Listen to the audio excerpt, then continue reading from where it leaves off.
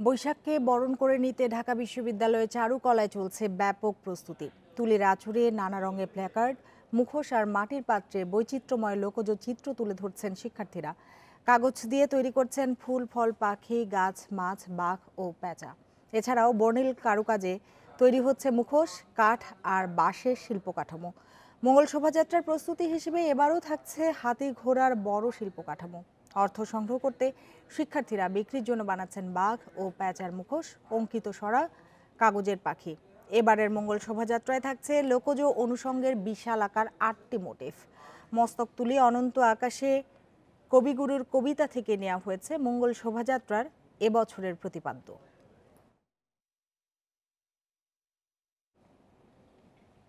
আরও জানাতে ঢাকা বিশ্ববিদ্যালয়ে চারুকলা থেকে যোগ দিয়েছেন সহকর্মী শাহরিয়ার অনির্বাণ। অনির্বাণ, চারুকলায় মঙ্গল শোভাযাত্রার প্রস্তুতি আপনি কেমন দেখছেন? এবার আয়োজনের মধ্যে বিশেষ কি থাকছে?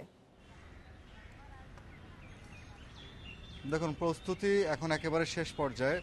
আর হিসেব করে দেখলে পরে দেখা যায় যে আর এক সপ্তাহ বাকি নেই বঙ্গাব্দ 1426কে বরণ করে নেওয়ার মুহূর্তটি। তো মঙ্গল শোভাযাত্রার সবথেকে বড় যে আকর্ষণটি থাকে সেটি হচ্ছে এখানকার কিছু আমাদের শিল্পকর্মর শিল্প অবকাঠামো।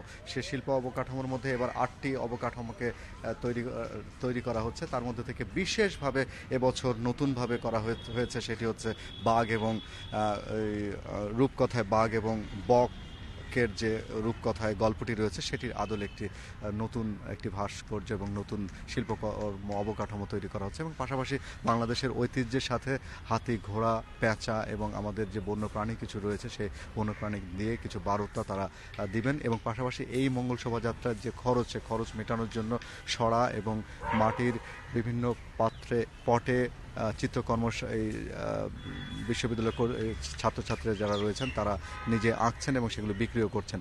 দিন রাত ধরে চলছে একটানা সে কাজ। আপনি জানেন যে বৈশাখ মাসে কিছুক্ষণ পরপরই হঠাৎ করে বৃষ্টি নামে এবং ঝড় হয়। তো তার ভেতর থেকেও মঙ্গল শোভাযাত্রার যে আয়োজন সেই আয়োজনটা কিন্তু এগিয়ে যাচ্ছে।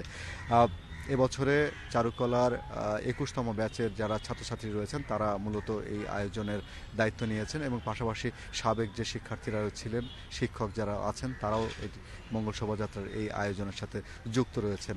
দিনরাত ধরে ছাত্রছাত্রীরা একসাথে হয়ে কাজ করছেন এবং পাশাপাশি রং তুলির আঁচড়ে কিন্তু নতুনভাবে তারা সাজানোর চেষ্টা করছেন। আপনি জানেন নিশ্চয়ই যে এবছরে মঙ্গল শোভাযাত্রার স্লোগান নির্ধারণ করা হয়েছে রবীন্দ্রনাথ ঠাকুরের নৈবেদ্য কাব্যগ্রন্থ থেকে, মস্তক তুলিতে দাও অনন্ত আকাশে। তো সেই প্রতিপাদ্য নিয়েই কিন্তু এবার মঙ্গল শোভাযাত্রাকে সাজানো হবে এবং সেই পাশাপাশি নিরাপত্তা বলয় কিন্তু বেশ সুষ্ঠু রয়েছে। এখানকার আয়োজকরা যারা রয়েছেন তারা আমাদেরকে বলেছেন যে সার্বিক নিরাপত্তার দায়িত্বে এখানকার আইনশৃঙ্খলা বাহিনী যারা রয়েছেন তারা অবস্থান করছেন এবং পাশাপাশি এই চিত্রকর্ম এবং এই মঙ্গল শোভাযাত্রার যে আয়োজন সে আয়োজন শেষ না হওয়া পর্যন্ত আইনশৃঙ্খলা বাহিনীর পক্ষ থেকে সে সহায়তা থাকবেন। আর এই মঙ্গল শোভাযাত্রাকে সুষ্ঠুভাবে সম্পন্ন করার জন্য ভেতরে বেশ কিছু জায়গা অর্থাৎ অডিটোরিয়ামের ভেতরেও কিছু কাজকর্ম চলছে, কারণ এখানে ঝড় বৃষ্টির যে একটু প্রভাব রয়েছে সেই প্রভাব থেকে যেন এই কাজকর্মগুলো কোনোভাবে প্রভাবিত না হয় সেই ব্যবস্থা এই চারুকলার শিক্ষার্থীরা তারা করেছেন। এই ছিল এখানকার সর্বশেষ পরিস্থিতি। চারুকলা থেকে যোগ দিয়েছিলেন সহকর্মী শাহরিয়ার অনির্বাণ।